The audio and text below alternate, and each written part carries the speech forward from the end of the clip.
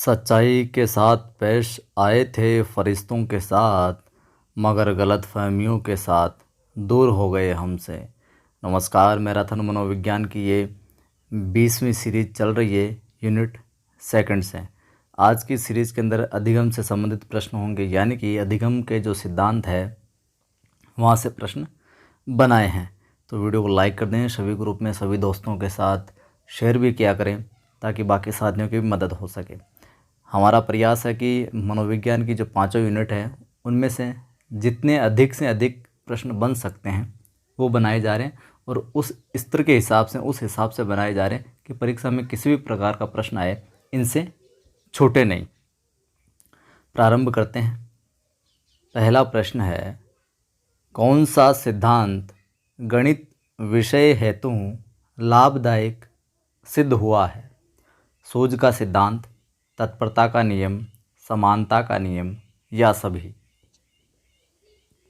वो कौन सा सिद्धांत है जो गणित विषय हेतु लाभदायक सिद्ध हुआ है? अगर आपको आ रहा है तो आप कमेंट करते चलें साथ साथ में। उत्तर होगा ए, सूझ का सिद्धांत।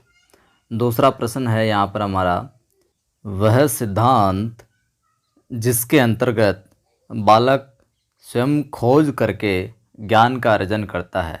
वह सिद्धांत जिसके अंतर्गत बालक खुद है जो खोज करता है और फिर ज्ञान का अर्जन करता है। किस नियम के अंतर्गत? समानता के नियम, तत्परता के नियम के अंतर्गत, सूझ के सिद्धांत के अंतर्गत या ये सभी?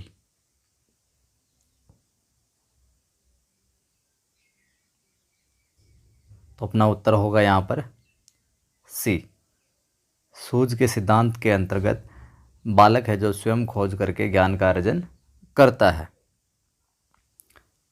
तीसरा सवाल है अपना, मनोवैज्ञानिक बांडुरा का जन्म हुआ था, यहाँ पे थोड़ा मिसटाइप हो गया है, मनोवैज्ञानिक बांडुरा का जन्म हुआ था कनाडा में 1925, रूस 1930, जापान 1940 या जर्मनी 1950?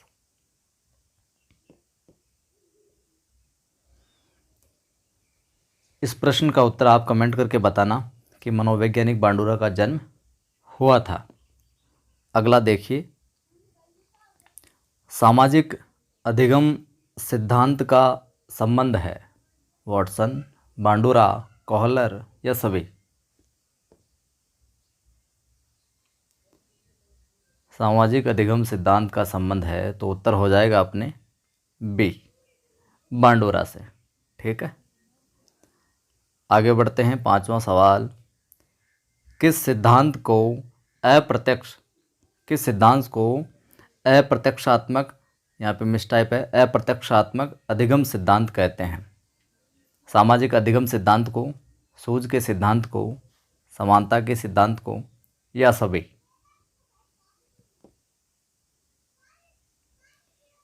उत्तर हो जाएगा अपना ए, सामाजिक अधिगम सिद्धांत को।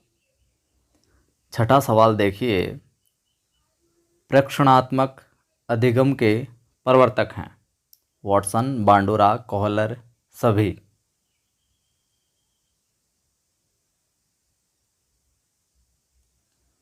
उत्तर हो जाएगा बी, बांडुरा। और प्रेक्षणात्मक अधिगम से तात्पर्य यह है कि ऐसी स्थिति में हम व्यवहार का जो प्रेक्षण करते हैं तथा इस अधिगम में व्यक्ति सामाजिक व्यवहारों को सीखता है, इसलिए प्रेक्षणात्मक अधिगम एक सामाजिक अधिगम भी है। ठीक है, आगे बढ़ते हैं।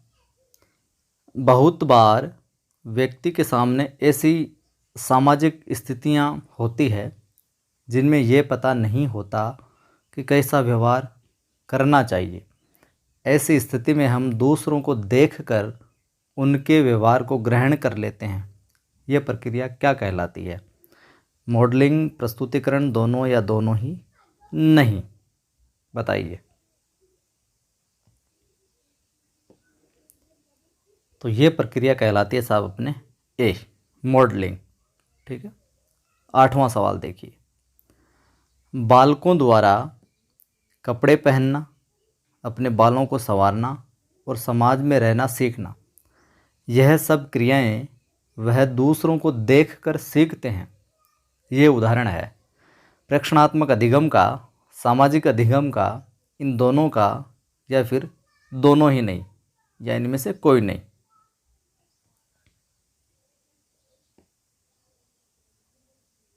तो उत्तर हो जाएगा यहाँ पर सी, दोनों।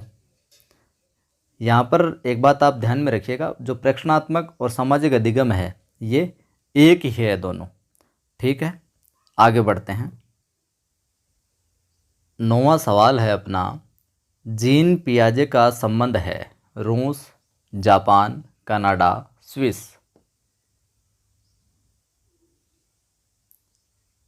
तो जीन पियाजे का संबंध है स्विस से। ठीक है। 10वां सवाल है, बालकों में सोच के विकास का विस्तार से अध्ययन किसने किया? बालकों में सोच के विकास का विस्तार से अध्ययन किसने किया? जीन पियाजे ने, वॉटसन ने, थॉर्नडाइक ने, या सभी ने?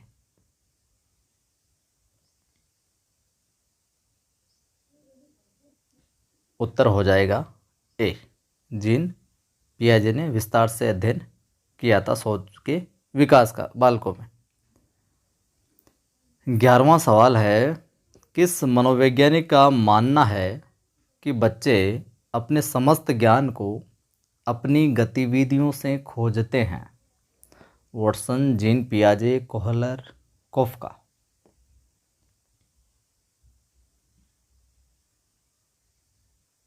उत्तर हो जाएगा बी, पियाजे साहब कहते हैं कि जो बच्चे होते हैं अपने समस्त ज्ञान को अपनी एक्टिविटीज़ से खोजते हैं, गतिविधियों से।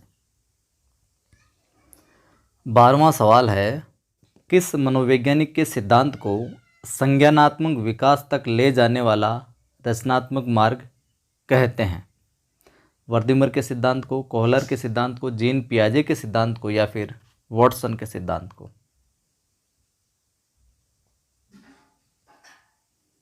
उत्तर होगा सी, जीन पियाजे का सिद्धांत। 13वां सवाल है, संज्ञानात्मक विकास से संबंधित पियाजे के अपने जो संप्रत्यय हैं वो बताने हैं। स्कीमा, अनुकूलन, दोनों, इनमें से कोई नहीं?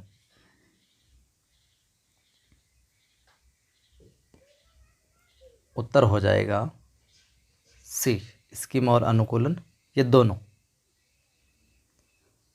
अगला सवाल है, पियाजे सिद्धांत में स्कीमा से संबंधित पक्ष है जैविक परिपक्वता, भौतिक पर्यावरण द्वारा अनुभव, सामाजिक पर्यावरण द्वारा अनुभव, सभी?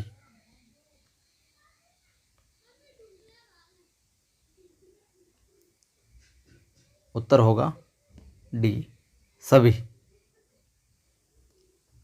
अगला सवाल है, पियाजे द्वारा प्रदत्त अनुकूलन संप्रत्यय में कितनी प्रक्रियाएं हैं? पियाजे द्वारा प्रदत्त अनुकूलन संप्रत्यय में कितनी प्रक्रियाएं हैं? 2, 3, 4 या 5?